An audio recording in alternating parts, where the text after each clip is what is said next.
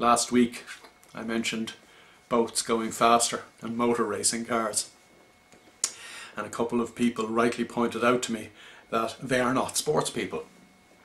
And as I've said to a management team with whom I was working recently, that the analogy of the focus of a place kicker in rugby and how that place kicker clears his mind of all extraneous noise in focusing on taking that place kick, that analogy breaks down fairly quickly when one considers that a place kicker only needs to clear his mind for perhaps 20 or 30 seconds in the course of preparing to take that penalty kick, whereas my life and your life is not lived in 2 halves of 40 minutes, 3 sets of tennis, 18 holes of golf, or 15 rounds in a professional boxing match.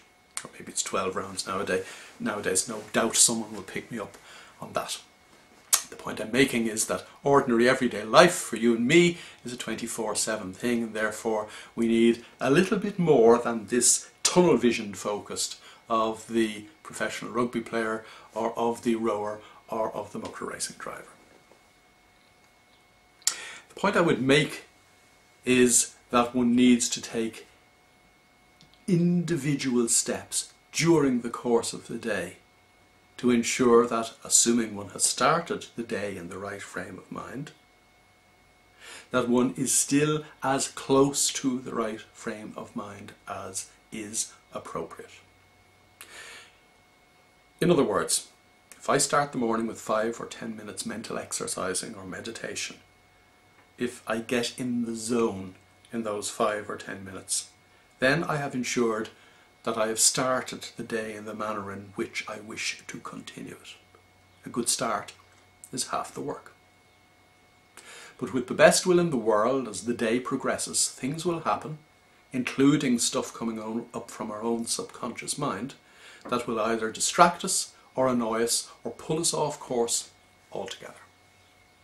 So what we need to do during the course of the day is stop and ask ourselves, how am I feeling now relative to how I was feeling in that optimum state of mind at 7 o'clock this morning? Asking the question brings you back to reality. Being aware of how you're feeling at this moment in time is self-awareness. You don't need to do anything more. Of course, the normal temptation would be to start beating yourself up for not being in the right state of mind.